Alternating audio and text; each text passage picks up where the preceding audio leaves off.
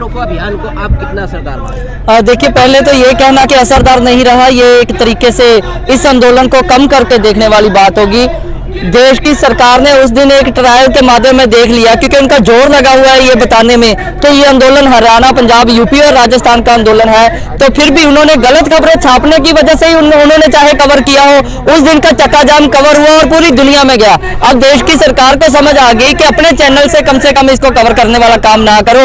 इसी वजह से ऐसा प्रतीत पड़ता है कि मेन स्ट्रीम मीडिया जिसको हम बोलते हैं, और खासतौर पर जो अदानी और अंबानी के पैसे से चलने वाला मीडिया है, वो उसको दिखाने का काम नहीं करता। लेकिन हमारा मीडिया कौन है? हमारा मीडिया वो सब लोग हैं जो चाहे अपने उनका कैमरा शायद उसके अंबानी के पैसे से ना आया हो, उसके चैनल का रीच कम हो सकता है, लेकिन वो लोग जो सच के साथ खड़े हैं, जो कवर कर रहे हैं, और जिन्होंने बताया कि कन्याकुमारी से लेकर कश्मीर तक का आज रेल रोको का असर रहा, और तमाम लोग सड़कों पर निकल के उन्होंने बताया कि रेल का चक्का जाम किया, चाहे 4 घंटे की कॉल हो, हम इसमें भी शामिल हैं, अगर लगातार धरने पे बैठना पड़ेगा उसमें भी बैठेंगे। तो उस बात के साथ खड़े हुए लोग जो जिनको वो मीडिया कवर कर रहा है, वही इस देश के लोगों का मीडिया। बाकी मीडिया की बात करना भी मुझे लगता है समय की बर्बादी है। गर्मियों में आपको पेट्रोल डीजल की भी आवश्यकता बहुत पड़ेगी, तो किस तरीके से आप इतनी महंगाई में आंदोलन चलाएंगे, क्योंकि तीनों चीजें बजट के बाद महंगी हो चुकी? देखिए, सबसे पहले जो बात कही गई थी मैं इसके साथ जोड़ना चाहता हूं। इन्होंने कहा था कि इस देश को, इस आंदोलन को फंडिंग करने वाली कोई और एजेंसी है, और हम उनको यही बताए थे कि ये बेसिकली इंडिपेंडेंट इंडिया जिसको आप बोलते हैं, आत्मनिर्भर होने का ये आंदोलन आत्मनिर्भर है, क्योंकि इस पे आने वाला दूध हो, इसमें आने वाले बादाम और काजू हो, इसमें आने वाला पिज्जा हो, इसमें आने वाली हर चीज किसान और मजदूर खुद पैदा करता है। इसी वजह से आज तक वो चीज कम नहीं हुई, और इसी के किसानों के पास दूध की फैक्ट्री तो हो सकती है, जहाँ बेस्ट हो सकती है, पेट्रोल कहाँ से? इसी वजह से हम लोग कहते हैं कि जो ट्रैक्टर पर रैली किया गया जिसमें 1.5 लाख ट्रैक्टर शामिल हुआ, और उन्हीं लोगों ने, आप जानिए, जब रिलायंस का पेट्रोल पंप बंद करके रखा गया, फिर भी बहुत सारे लोग जिन्होंने पेट्रोल और डीजल को स्टोर करके रखा था, उन लोगों ने इतने बड़े लेवल पे वो रैली करने का काम किया। इसी वजह से आंदोलन चल रहा है, क्योंकि देश की सरकार लगातार महंगाई बढ़ाने का काम कर रही है, इस महंगाई के खिलाफ भी। और आप जान लीजिए, अगर इतने बड़े आंदोलन में लोगों ने जान का बाजी लगाने का काम किया,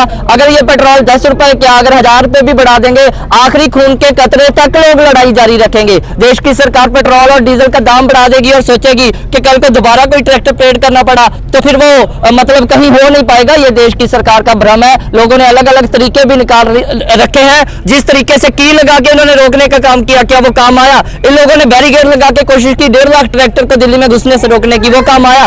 देश की सरकार हर पैर पे फेल हुई है, और वो होगी, क्योंकि ये जन जन का आंदोलन है, और जन जन ने अपना हर कुछ इस आंदोलन में झोंका है, और वो तब तक झोंकते रहेंगे जब तक आंदोलन जीत नहीं जाता। सरकार भी कह रही है, और मीडिया, बड़े बड़े मेन स्ट्रीम मीडिया, उनका भी कहना है कि तीनों बॉर्डर पे अब जो है भीड़ कम होनी शुरू हो गई, तो कहीं ना कहीं सरकार को इससे बल मिल रहा हो। सरकार तो अब कहना शुरू की कि कम हो रही है, लेकिन इन्होंने माना कब था कि यहाँ पे बहुत सारे लोग बैठे हुए हैं? ये तो पहले दिन से मानने के लिए तैयार नहीं। तो उन लोग, वो तो मतलब पूरे भरे हुए पंडाल को छोड़ के एक खाली तंबू को कवर करने जाते हैं। क्यों जाते हैं? क्योंकि उनको दिखाना है अपना टीआरपी बढ़ाने के लिए, देश बचाने का मकसद उनका नहीं है। हमारा मकसद, जो लोग चाहे पंडाल में, आप जान लीजिए, इतना माने गहमा गर्म उस माहौल में, जब इतनी ज्यादा सर्दी में लोग टिके रहे वहां पे, और आज सीजन के टाइम पे ये समझते हैं कि सीजन शुरू हो गया आलू का, या आने वाले टाइम पे कटाई का सीजन शुरू होगा तो लोग कम हो जाएंगे।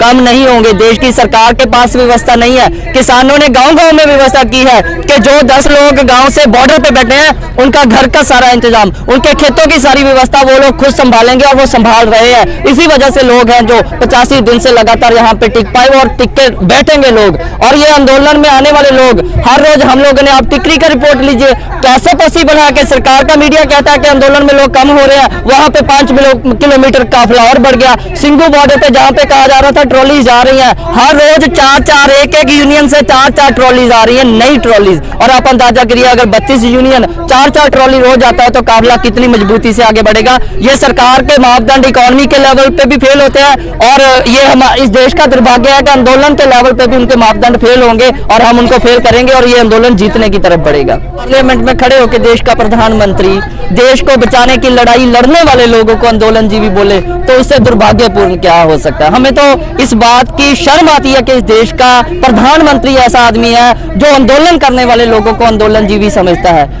उनके लिए एक तरीके से जायज भी है ये कहना। वो जायज इस वजह से है क्योंकि अगर उन्होंने भगत सिंह का इतिहास पढ़ा होता तो वो समझते कि आंदोलन हुआ तो देश आजाद हुआ। उन्होंने सावरकर का और गोवलकर का इतिहास पढ़ा है, इस वजह से उनके बारे में, उनके लिए कुर्सी पे बैठने वाला आदमी कौन है? जो किसी भी एस्टेब्लिशमेंट के जूते चाटने का काम करता हो। कुर्बानी देने वाले लोगों का इतिहास ना था और ना ही उनकी गरिमा की वो बात आज करेंगे। ये आंदोलन जीवी, अगर भगत सिंह आंदोलन जीवी था, अगर इस देश में गांधी आंदोलन जीवी थे, अगर अशफाक उल्लाह खां आंदोलन जीवी था, तो हम गर्व से कहते हैं कि अगर सच के रास्ते पे चलने वाले लोग आंदोलन जीवी हैं तो हम आंदोलन जीवी हैं। लेकिन पैरासाइट्स का क्या? इस देश में जो दूसरे के किए पे पलता है, इस देश का अंबानी और अदानी और पूरा कॉर्पोरेट हाउस, वो खुद तो काम करते नहीं, और काम नहीं करते तो पैसा कहां से बनता है? लोगों का पैसा जो बैंकों के जाल से चलता हुआ इनकी तिजोरियों में जाता है, उसको पैरासाइट कहा जाता है। हम इस जंग के मैदान में आंदोलन जीवी वर्सेस पैरासाइट की लड़ाई है, और आंदोलन जीवी जीतेगा और पैरासाइट निश्चित तौर पे हारेगा ही हारेगा। जितना दुखी है ये देश, आप एक महीना सब कुछ बंद करने की बात कर देंगे तो लोग कर देंगे, क्योंकि महंगाई सर पे चढ़ के नाच रही है, एजुकेशन किसी के पास रहा नहीं, रोजगार के सारे वसीले बंद कर दिए गए। तो ये लोग तो इतने माने, उनके पास छोड़ा ही कुछ नहीं आंदोलन करने के रास्ते के सिवाय। तो लोग आंदोलन करने के लिए तैयार है। 3 घंटे का 4 घंटे का करने का मकसद सिर्फ इतना है क्योंकि पूरे देश में इसको फैलाया जा रहा है। आप जान लीजिए, महापंचायत ने साबित कर दिया, वो यूपी में हो, हरियाणा में हो, पंजाब में हो, राजस्थान में हो, कि महापंचायत का जो दौर चला इस देश में, पूरा देश उठ के शुरू हुआ। और एक सॉलिडरिटी, क्योंकि सरकार समझती है कहीं ये 4 और 5 स्टेट का आंदोलन है, ये दिखाने के लिए कि ये देश का आंदोलन है, ये 4 घंटे का 5 घंटे का चक्का जाम किया जाता है। आने वाले समय में अगर देश की सरकार को समझ में नहीं आएगा तो इसको लंबे समय तक करने का काम भी किया जाएगा, इसमें कोई दिक्कत नहीं होगी। किसान आंदोलन जो चल रहा है उसका असर चुनावों में भी देखने को मिल रहा है। अगर चुनाव में किसान वोट डालता है तो ऑब्वियसली किसान अपना गुस्सा चुनाव में भी निकालेगा। बीजेपी का सुपड़ा साफ हुआ पंजाब के इलेक्शन में। कुछ नेता पंजाब में वो बोल रहे हैं कि ईवीएम में घोटाला किया है, और फाइनली ये मान गए। इस बात का इस देश को शुक्र करना चाहिए कि प्रधानमंत्री नरेंद्र मोदी लोगों की वोट से नहीं बने, ईवीएम के घोटाले से बने हैं, ये तो उन्होंने मान लिया कम से कम। और आप जान लीजिए, अगर बीजेपी की एक महिला कैंडिडेट पंजाब के इलेक्शन में रो रो के कह रही है कि जी सच में ये इसमें घोटाला है और मशीन में गड़बड़ी है, तो भाई प्रधानमंत्री मोदी की पार्टी से आप चुनाव लड़ रहे हो, आप उनको बोलिए, तहकीकात करवाए, इलेक्शन कमीशन आपका, अथॉरिटीज आपकी, आप किससे कह रहे हो घोटाला हो रहा है उसमें और ईवीएम में गड़बड़ी है? आप सच लोगों के सामने, हम तो पहले दिन से कहते थे कि इसमें घोटाला हुआ। आप मान लीजिए पंजाब का इलेक्शन का रिजल्ट भी घोटाले में से निकला, लेकिन कम से कम कमेटी तो बिठाए देश की सरकार, और लोगों के सामने ये तथ्य लाना चाहिए कि ईवीएम में घोटाला होता है, तो हम ये भी मान लेंगे कि देश का प्रधानमंत्री भी नाजायज तरीके से बैठा है। उसका कहना था कि 20 कैंडिडेट थे उसके घर में ही, उनमें से 9 वोट ही उसे मिले। तो ये तो भाई वो अपने घर को चेक करे, अगर घर के लोग नहीं उसको पसंद करते तो बाहर के लोगों से उम्मीद क्या करोगे? अभी ये लोगों के सामने पिक्चर क्लियर हो रहा है कि बीजेपी के साथ चलने वाला आदमी, अगर बेटा बीजेपी में जाएगा ना तो बाप कान खींच के बोलता है कि ये सही रास्ता नहीं है। अगर कोई महिला जाती है तो बेटा और बेटी उसके विरुद्ध हो जाता है, और उसको 9 वोट डालने का यही नतीजा है। आप सच के रास्ते पे चलिएगा तो लाखों लोग आपके साथ आएगा, अगर झूठ का रास्ता लेंगे तो परिवार भी छोड़ के साइड पे हो जाएगा। यही उनके साथ हो रहा है और यही होगा। आप युवा हो, और जो अभी युवाओं को लेकर जो चल रहा है कि टूल किट वगैरह, इसे आप किस तरह से देखते हो? देखिए, ये होता आया है पहले से। जो जबर और जुल्म के खिलाफ बोलेगा वो और शिकंजा कसने की कोशिश करेंगे, लेकिन वो आंदोलन रुकता नहीं। हम लोगों का हिस्ट्री गवाह है, आजादी के आंदोलन में लाखों जाने के बावजूद, लाखों लोगों को जेलों में ठूसने के बाद भी देश आजाद हुआ।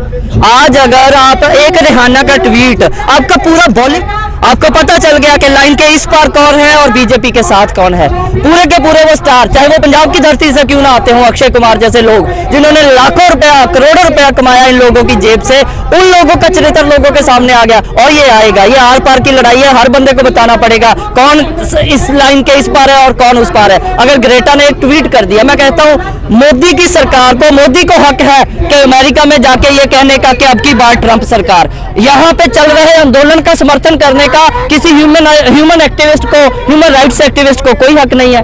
जब वियतनाम में वॉर हुआ, अमेरिका के लोगों ने कहा कि अमेरिका गलत कर रहा है। अगर हमारे देश में सरकार दमन कर रही है, अगर ग्रेटा ने एक ट्वीट कर दिया, अगर रेहाना ने एक ट्वीट कर दिया, तो इसमें कौन सी बड़ी बात होगी? करवाया गया उससे, तो करवाया गया, मान लीजिए आप, करवाया किसने? किसानों ने बोला होगा उनको, यही होगा ना। अगर ये कह सकते हैं कि किसानों को कोई और फंडिंग कर रहा है, आपके पास पूरा मनी ट्रांजैक्शन का सिस्टम चेक करने का वो है, आप लोगों को ये तो पता नहीं चलता कि सरहद के पार से आके आपके अटैक किसने कर दिया, चाइना से कौन आया और आपके इतने लोगों को शहादत के घाट उतार गया।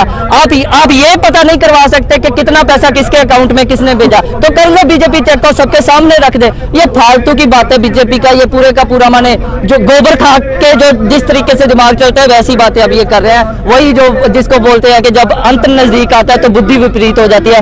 इनके सब लोगों को बुद्धि विपरीत हुआ, लोगों को समझ में आ रहा है ये। अब आप सरकार को क्या संदेश देना चाहोगे, क्या होना चाहिए? आखिरी संदेश है सरकार के नाम इस देश के लोगों का कि ये डेमोक्रेसी और democracy by the people, of the people, for the people होती है। ये देश by the corporates, of the corporates और फॉर द कॉर्पोरेट्स नहीं होने दिया जाएगा। इस बात को मनवाने के लिए चाहे लोगों को अपनी जान तक क्यों न देनी पे दी जाएगी, लेकिन ये तख्त, ये ताज जो लोगों ने दिया है, लोगों के पास हक है कि उसको छीन लिया जाए अगर आप उनकी बात सुनने के लिए तैयार नहीं है। और आने वाले दिनों में अगर बीजेपी नहीं सुनेगी तो आप देखिएगा कि वो लाइंस जिसको फैज अहमद फैज की हर संघर्ष में चलने वाली लाइन वो सच होगी जब ताज गिराए जाएंगे, जब तख्त हिलाए जाएंगे। और ये मजदूर और किसान है यही सत्ता पे बैठेगा अगर आपकी पार्लियामेंट उनके हक में कानून बनाने से असक्षम है, आप युवा के लिए रोजगार का कानून बनाने में असक्षम है, तो किसान और मजदूर खुद इस देश को चला सकता है। वो अगर घर का चूल्हा चला सकता है, अगर पूरे देश को अनाज दे सकता है, अगर बड़ी बड़ी बिल्डिंग्स बना सकता है, तो वो देश की पार्लियामेंट में बैठ के अपने हक के कानून भी बना सकता है। इसीलिए हम कहते हैं कि फसलों के फैसले किसान करेगा, मजदूरों के हक की बात होगी तो वहां पे फैसले मजदूर करेगा। अगर छात्रों पे अटैक होगा तो उसके लिए शिक्षा नीति कैसी हो वो इस देश का छात्र और जो स्टेक होल्डर है एजुकेशन का वो करेंगे। ये देश की बीजेपी की सरकार को हक नहीं है। आप लोग अगर कानून बनाते हो तो यूनियंस को बुलाओ, उन सारी कमिटीज को बुलाओ जो एग्रीकल्चर पे समय समय पे काम किया है, तब हम आप माने। आपको सपना आया और रात को पार्लियामेंट खोल के आपने कोई एक नया कानून छोड़ दिया, ऐसे देश ना कभी चला है और ना ही कभी चलेगा। यही हमारा इस देश की सरकार के नाम संदेश है।